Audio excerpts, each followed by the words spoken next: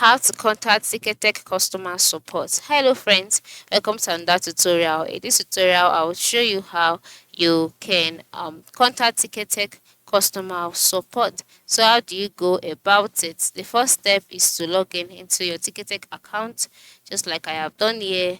And then once you're logged in, you will be brought to the home page automatically. On this page, you'll see events. Okay, you'll see different events that you can buy tickets for on Ticketek.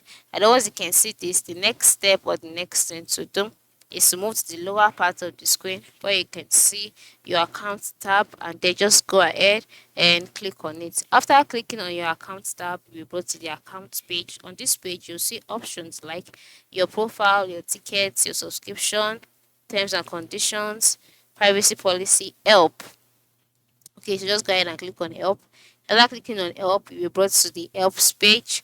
On this page, you can see several options as well. So here you can see a write-up, and then by the time you scroll down, you'll see an email that you can send message to.